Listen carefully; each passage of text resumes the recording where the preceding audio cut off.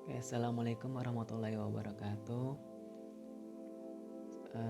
Untuk para siswa-siswi kelas 10, saya ucapkan selamat datang di SMK 1 Tarumajaya. Sebelum itu saya ingin memperkenalkan diri terlebih dahulu.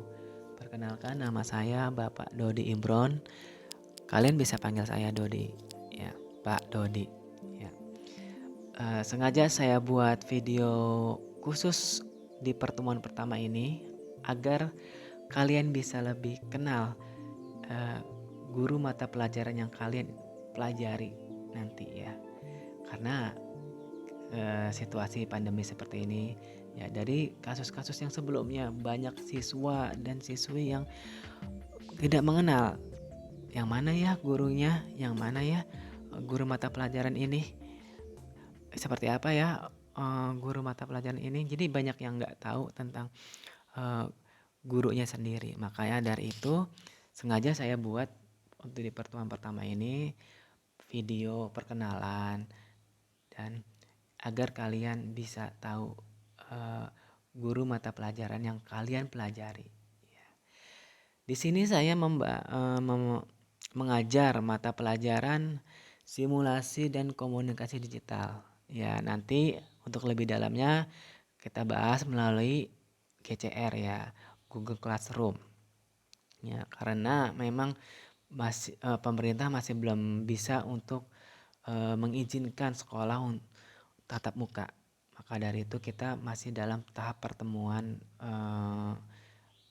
bukan tahap pertemuan ya, lebih belajar melalui versi digital.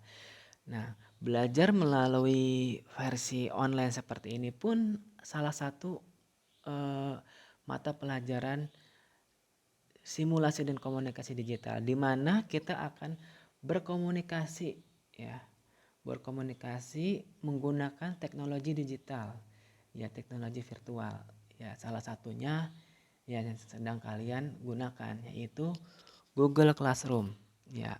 Masih banyak lagi ya teknologi-teknologi digital yang akan kalian pelajarin, yang akan kita bahas ya.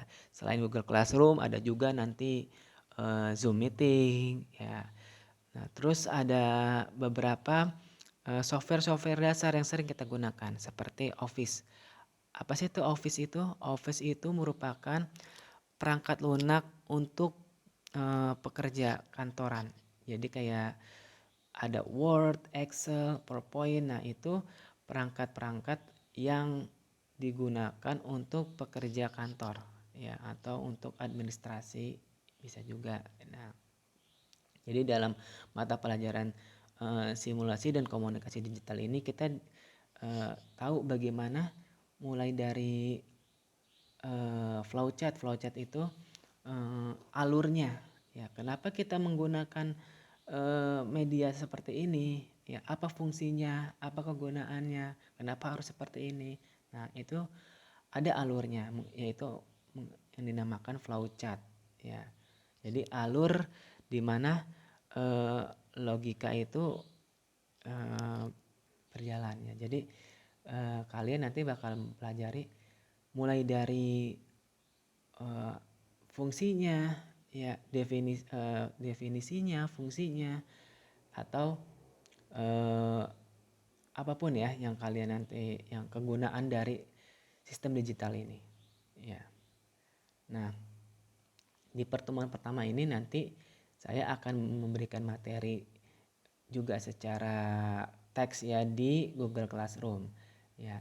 Nanti kalian pelajari materi tersebut ya. Nanti kalian pelajari materi tersebut, dan saya kasih tugas pertama ya. Jadi setiap pertemuan bakal saya kasih tugas ya, nggak setiap pertemuan juga sih nanti ya. Jadi uh, mayoritas setiap pertemuan bakal saya kasih tugas sederhana ya.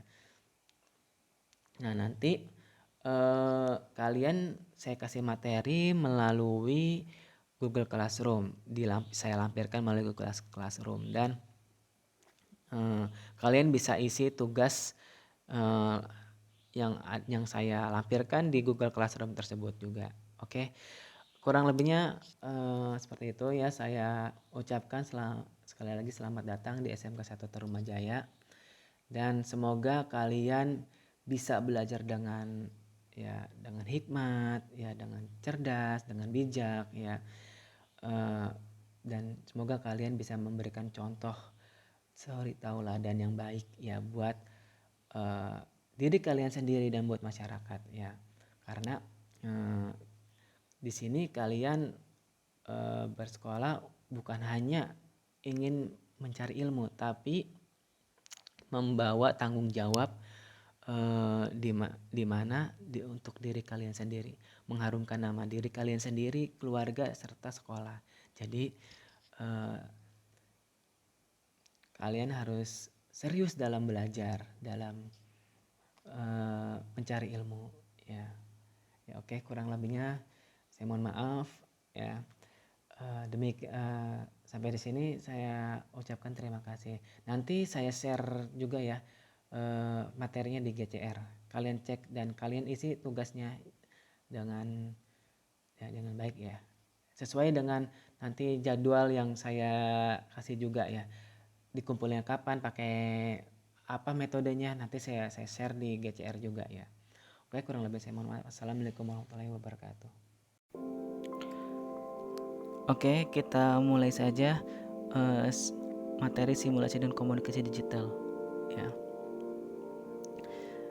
Jadi secara inti simulasi dan komunikasi digital itu kita akan mempelajari tentang bagaimana cara berkomunikasi menggunakan suatu perangkat yang berbasis digital. Ya, tapi tidak hanya membahas tentang bagaimana cara berkomunikasinya saja, melainkan bagaimana digital itu bisa terwujud ya, bisa terjadinya komunikasi digital itu seperti apa ya. Oke, next, konsep ide dalam simulasi dan komunikasi digital. Jadi ketika kayak contohnya ya, ketika kalian menghadapi suatu permasalahan dalam kehidupan sehari-hari, seringkali pasti terlintas dalam benak kalian tentang solusi-solusi yang mungkin dapat kalian kerjakan. Kayak misalkan secara auto gitu, kalian apa ya yang harus saya lakukan ketika kalian dapat permasalahan ya. Kayak bayangan yang seringkali terlintas dalam pikiran. Jadi itu dapat muncul secara tiba-tiba, kayak secara mendadak atau melalui proses pemikiran yang panjang. Jadi kayak misalkan kayak kalian dapat suatu permasalahan ya, apapun itu, ketika kalian ini bagaimana solusinya ya, secara otomatis kalian akan berpikir bagaimana menghadapi suatu permasalahan tersebut. Maka akan muncul suatu konsep-konsep ide atau gagasan di situ ya. Contohnya kayak gini ya, kayak secara tiba-tiba kayak tombol keyboard laptop kalian tidak dapat berfungsi dengan baik, tetapi sebagian dapat bekerja dengan normal. Nah, bagi seseorang yang sering berinteraksi dengan komputer pasti bakal mirip, ini kenapa? Ada apa? Ya, terus bagaimana cara agar supaya ini berjalan, keyboard yang rusak ini berjalan sebagaimana seperti biasa gitu. Jadi ide itu juga memiliki arti imajinasi atau rancangan sosialisasi terhadap masalah yang dihadapi sebagai hasil pemikiran, baik bersifat spontan atau melalui proses pemikiran yang lumayan lama ya gitu. Jadi kayak bisa aja itu spontan, ketika dapat masalah harus begini, atau dipikirin dulu secara matang ya.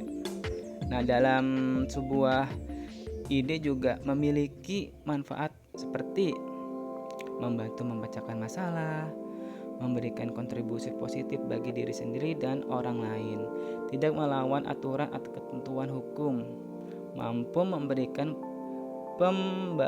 pembaruan ilmu pengetahuan, lalu memberi motivasi yang lain. Nah, jadi kayak ide yang akan muncul itu tidak kontra dengan hal apapun sehingga permasalahan dapat terpecahkan secara lancar. Nah, sebagai contoh ya, ketika kalian melihat seperti saat membayangkan kayak cara roda mobil dapat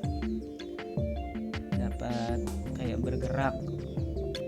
Jadi kayak ketika roda mobil dapat bergerak oleh mesin, bagaimana ya kok agar si roda mobilnya ini bisa bergerak secara otomatis. Nah, itu kan ada kaitannya dengan mesin.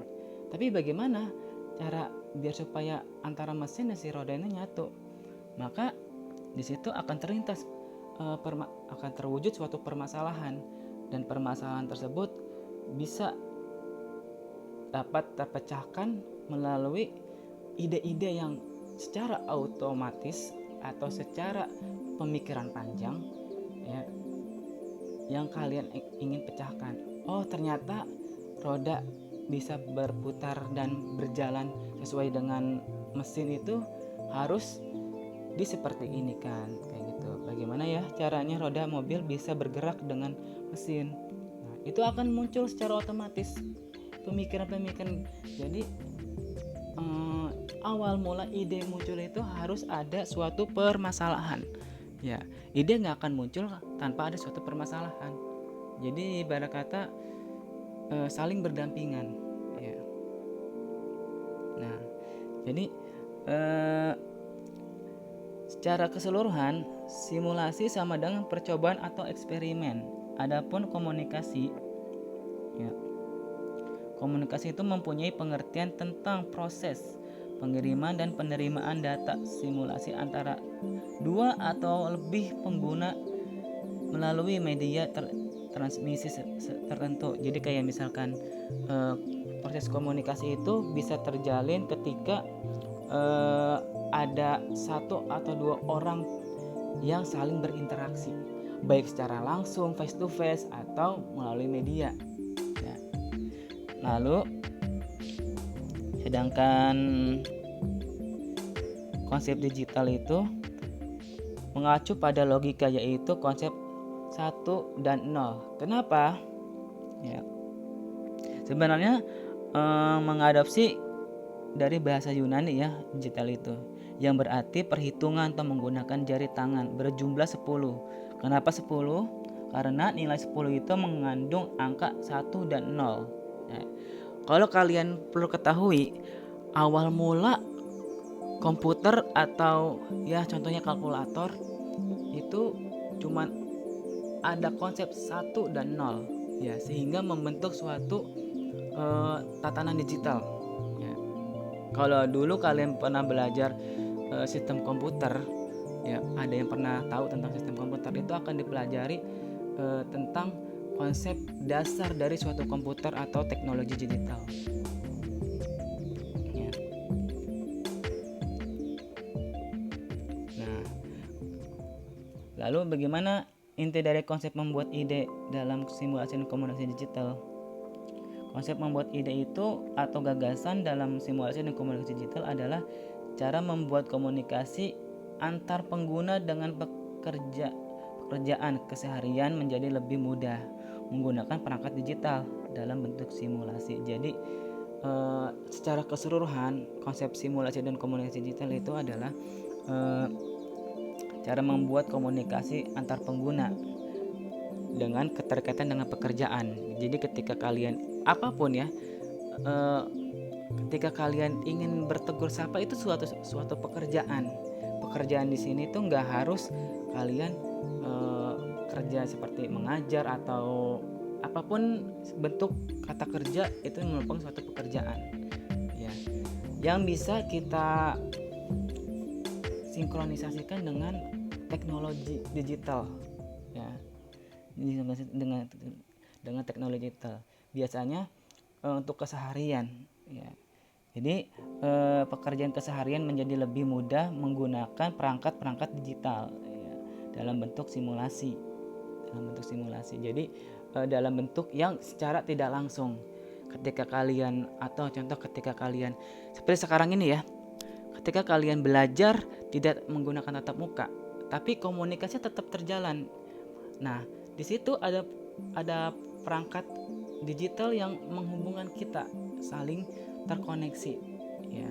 Jadi agar pertemuan atau komunikasi itu bisa berjalan secara mudah menggunakan simulasinya. Oh, kalian bisa paham apa yang kita maksud dari menggunakan teknologi seperti Google Classroom, Zoom Meeting. Nah, itu menggunakan alat teknologi.